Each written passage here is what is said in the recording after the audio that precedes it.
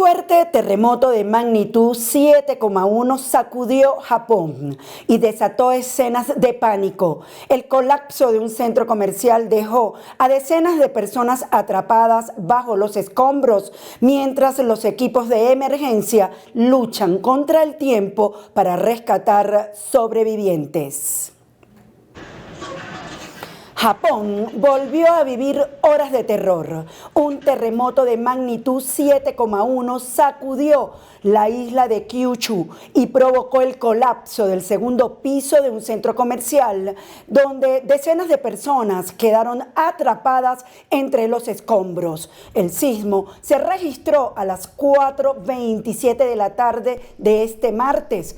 Tuvo una profundidad de apenas 10 kilómetros y alcanzó el nivel máximo de la escala sísmica Chindo.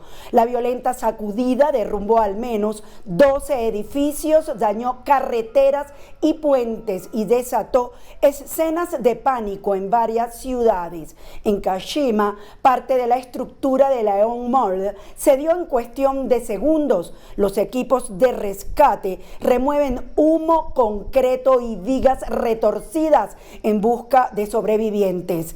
Testigos aseguraron haber escuchado una explosión dentro del recinto, mientras las cámaras de NHK captaban a cientos de personas huyendo desesperadas hacia el estacionamiento. Más de 150.000 personas fueron evacuadas. Los hospitales reportan al menos 50 heridos, varios de ellos de gravedad.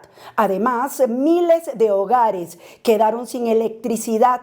El servicio ferroviario fue suspendido y varios incendios obligaron a ampliar las zonas de emergencia. La primera ministra Janet Takaichi pidió mantener la calma y advirtió que podrían registrarse fuertes réplicas durante las próximas horas. Situado sobre el anillo de fuego del Pacífico, Japón enfrenta una vez más el desafío de salvar vidas mientras continúan las labores de rescate. Cada minuto que pasa puede marcar la diferencia entre la vida y la muerte. Con lo último desde Japón, les damos la bienvenida a Venezuela al Día, el noticiero que conecta con los venezolanos donde quiera que estén. Estos son nuestros titulares. Un rumor sobre 3 supuestos sobrevivientes en La Guaira llevó a decenas de familias hasta la zona del desastre. Horas después, las autoridades confirmaron que la información era falsa. El doble dolor de los falsos positivos tras el terremoto. El duelo no siempre se vive en silencio. A veces se construye entre fotografías, flores y recuerdos que se niegan a desaparecer. Así lo viven los venezolanos en la zona cero. La extraña moda de pintar ventanas de blanco en Francia es en realidad una estrategia para combatir la pérdida de vidas por la ola de calor.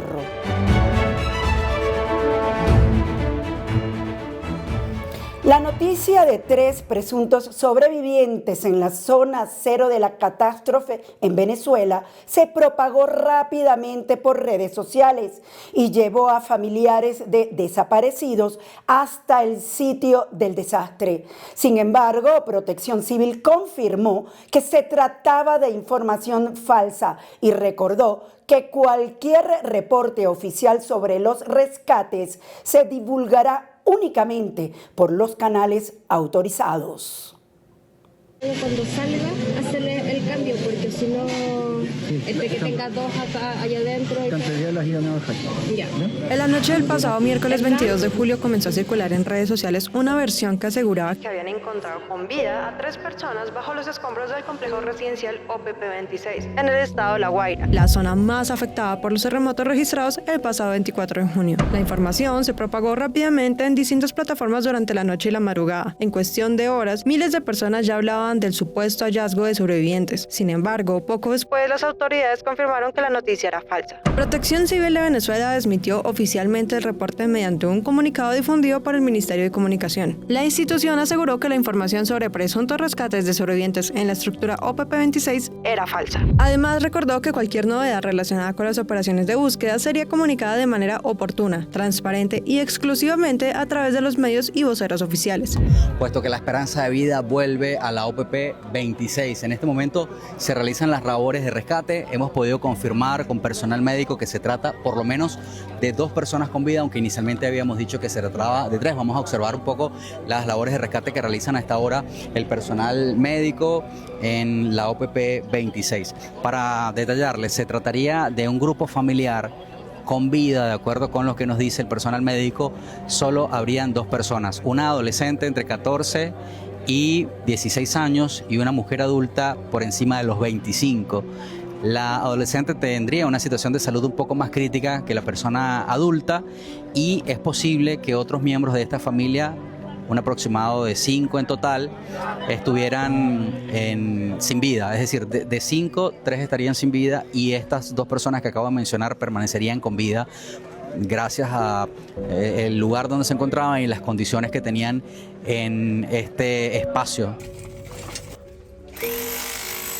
Mientras el rumor seguía circulando, numerosos familiares de personas desaparecidas acudieron hasta el complejo residencial con la esperanza de que la información fuera cierta. Muchas de estas personas llevan semanas esperando noticias de sus seres queridos y al escuchar que había sobrevivientes decidieron trasladarse hasta el lugar. Sin embargo, una vez que Protección Civil confirmó que el reporte era falso, esa expectativa terminó. De acuerdo con testimonios, algunos familiares señalaron que este tipo de rumores genera una esperanza momentánea, que luego se convierte en una nueva frustración, mientras las labores de búsqueda continúan entre los escombros. El episodio también motivó un pronunciamiento del Sindicato Nacional de Trabajadores de la Prensa de Venezuela. La organización hizo un llamado a la responsabilidad en el manejo de la información durante situaciones de emergencia, luego de que circularan mensajes que presentaban como un hecho confirmado el supuesto hallazgo de sobrevivientes. En su comunicado, el sindicato recordó la importancia de distinguir entre una alerta operativa, una hipótesis en proceso de verificación y un hecho confirmado. También advirtió que compartir rumores o especulaciones como si fueran información confirmada genera falsas expectativas, profundiza el dolor de las familias y afecta al trabajo de quienes permanecen en el terreno realizando las labores de búsqueda y rescate. El documento también permite reconstruir cómo se originó parte de la confusión.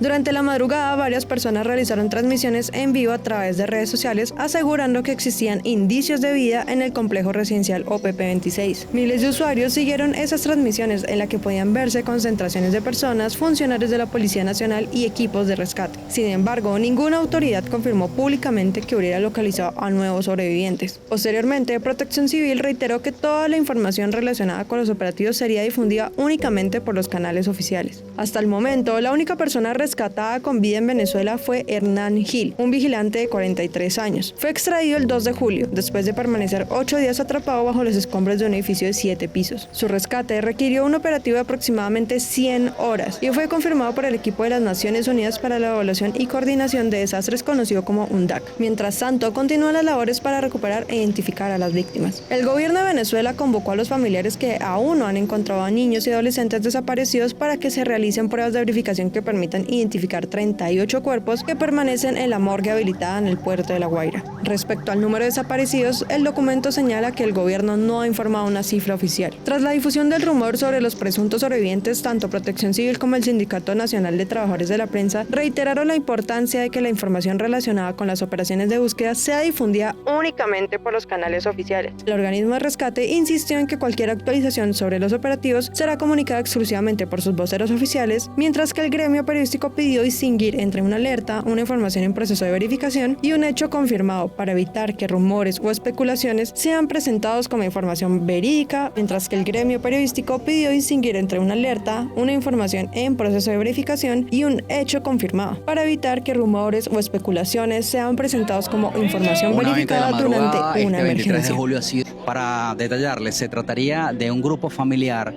con vida, de acuerdo con lo que nos dice el personal médico. Solo habrían 2 personas, una adolescente entre 14 y 16 años y una mujer adulta por encima de los 25. La adolescente tendría una situación de salud un poco más crítica que la persona adulta y es posible que otros miembros de esta familia, un aproximado de 5 en total, estuvieran sin vida. Es decir, de 5, 3 estarían sin vida y estas 2 personas que acabo de mencionar permanecerían con vida gracias a el lugar donde se encontraban y las condiciones que tenían en este espacio. Se habla de un sofá. Un mes después del terremoto, La Guaira sigue marcada por la incertidumbre. Familias continúan buscando a sus seres queridos desaparecidos, mientras la comunidad honra la memoria de quienes perdieron la vida en la tragedia. Así se vive el duelo de quienes intentan mantenerse en pie. En La Guaira, el tiempo parece haberse detenido. Entre edificios colapsados y montañas de escombros, cientos de personas siguen regresando al lugar donde vieron por última vez a sus seres queridos. En las calles, las fotografías de quienes aún no aparecen mantienen presente una pregunta que sigue sin respuesta. Que aparezca, sea muerta o sea viva, como sea, pero nosotros no nos vamos de aquí hasta que no aparezca.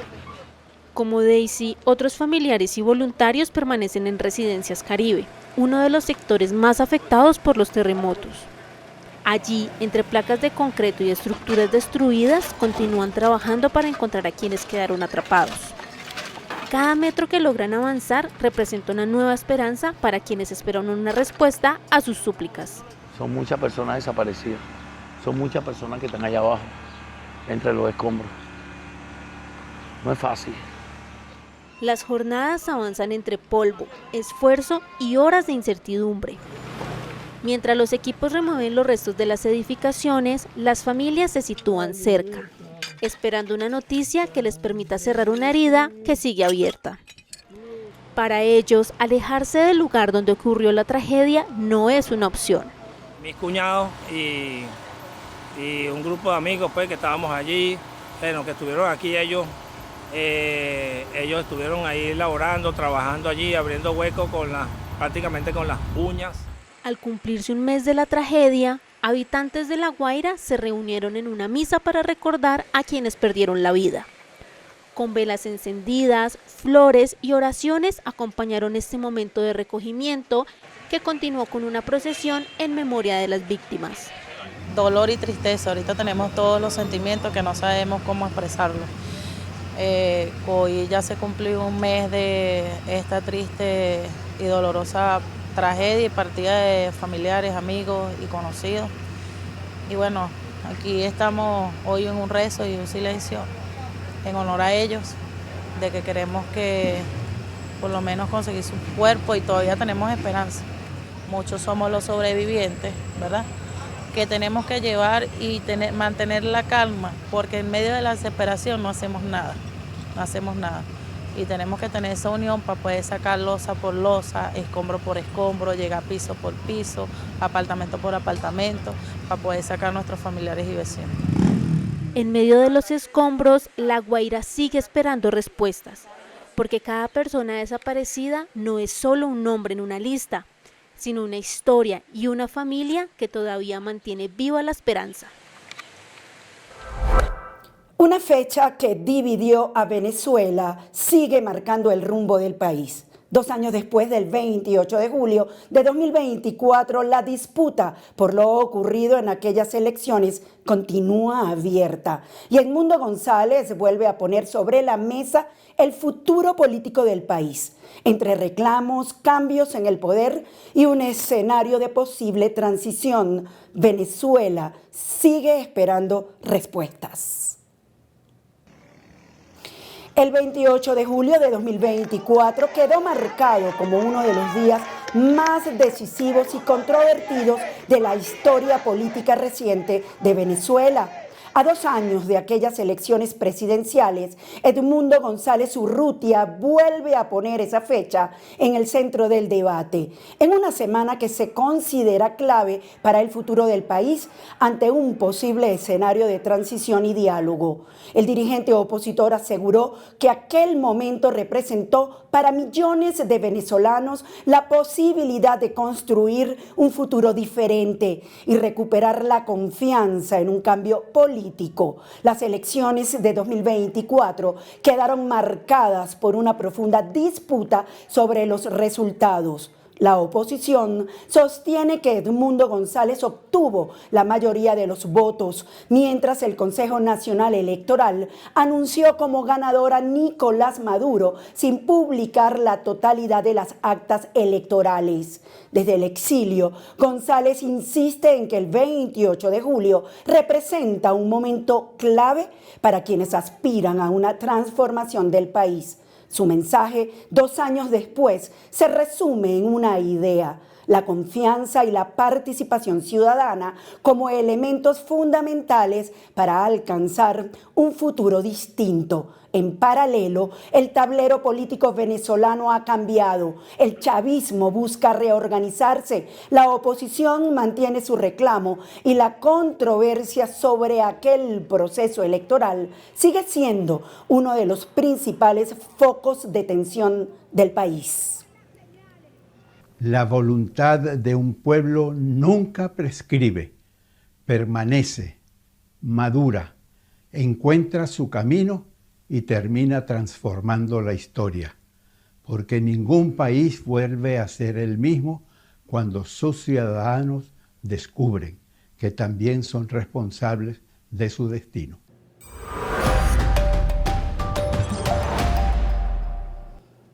Las olas de calor ya son uno de los fenómenos climáticos más letales del planeta. Mientras las temperaturas siguen rompiendo récords, en Francia miles de personas recurrieron a una solución tan simple como inesperada: pintar sus ventanas de blanco. ¿Por qué lo están haciendo? ¿Y realmente funciona? David Díaz nos cuenta. Imagine visitar un pueblo de Francia. Camina por sus calles y todo parece normal, pero entonces se da cuenta de algo extraño en las casas. No sabe decir qué es, pero no es normal. Resulta que todas las ventanas están pintadas de blanco. Esta extraña escena es real y puede ser el futuro del mundo entero. Los franceses están pintando sus ventanas de este color con un solo objetivo: sobrevivir. Hoy en Mundo al Día le vamos a contar la historia de las ventanas blancas de Francia.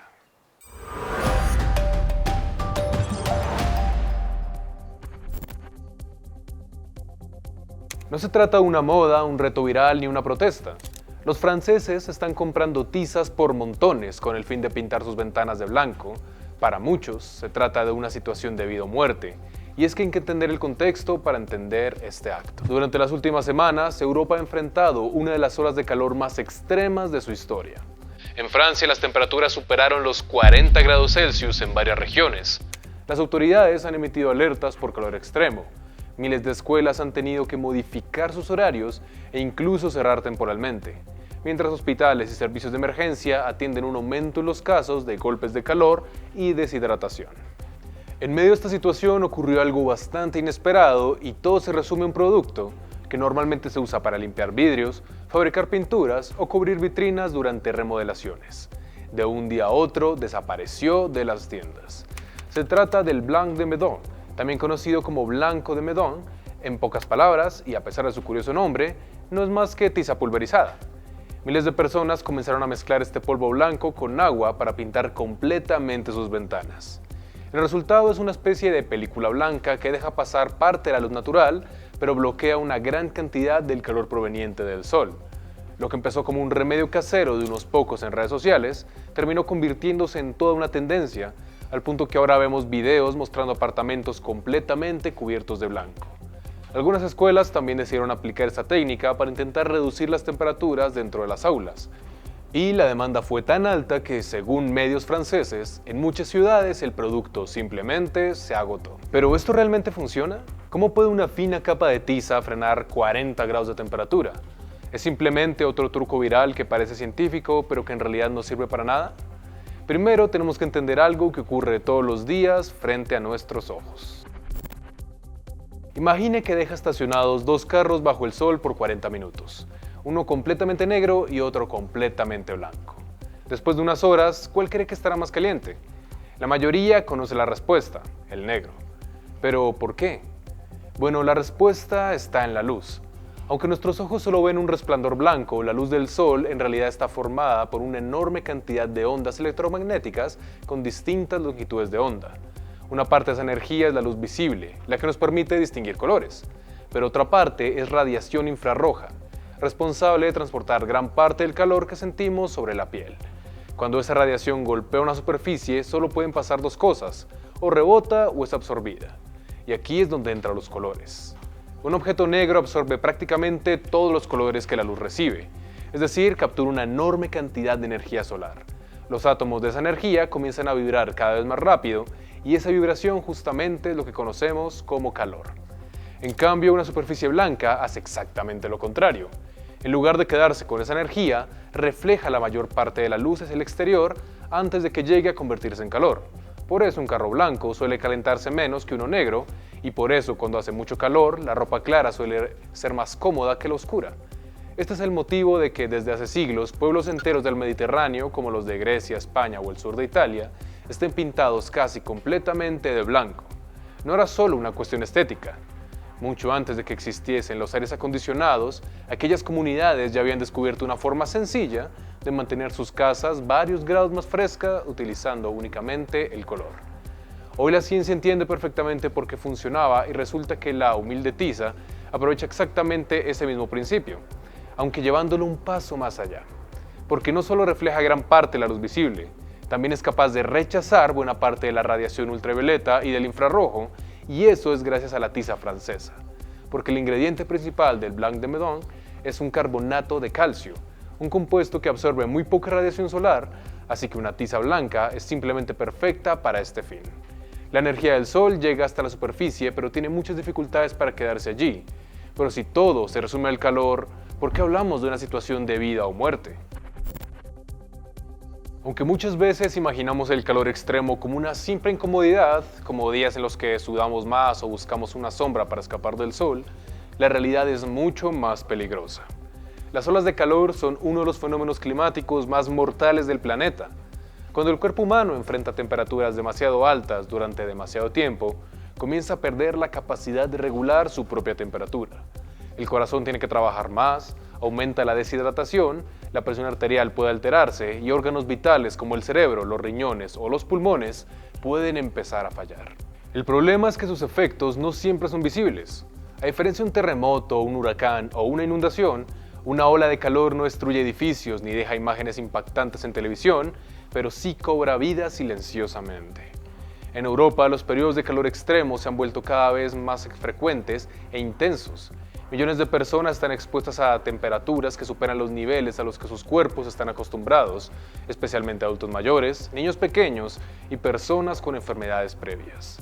De hecho, durante la gran ola que se está viviendo en este momento, los organismos internacionales han registrado decenas de miles de muertes relacionadas con las altas temperaturas. Y ese precisamente es el motivo por el que una solución tan sencilla como pintar una ventana de blanco empieza a tomar tanta importancia. Porque en un mundo que se calienta cada vez más, cada grado menos dentro de una vivienda puede marcar una diferencia. La pregunta ya no es por qué los franceses están pintando sus ventanas, sino por qué una solución tan simple podría convertirse en una herramienta contra el calor del futuro. La tiza no va a detener el cambio climático ni reemplazar todas las soluciones que necesitamos, pero demuestra algo importante. A veces, frente a grandes problemas, las respuestas no siempre están en tecnologías más complejas, sino en ocasiones puede estar en algo tan sencillo como cambiar un color. Porque en un planeta que se calienta cada vez más, cada grado menos puede marcar la diferencia entre una casa incómoda y una casa segura. Esto fue Mundo al Día. No olvides suscribirse a nuestro canal de YouTube para más historias como esta. Y con esta información culminamos la emisión de Venezuela al Día por hoy. Les agradecemos siempre su apoyo a nuestro canal en YouTube, Venezuela al Día Oficial y también en todas nuestras redes sociales, Facebook, Instagram y TikTok. Los invitamos a continuar apoyándonos y a suscribirse en toda nuestra plataforma digital. Nuestro compromiso es informar. Soy Yasmín América Velasco y les recuerdo siempre que donde está un venezolano está Venezuela al Día. Hasta una próxima emisión.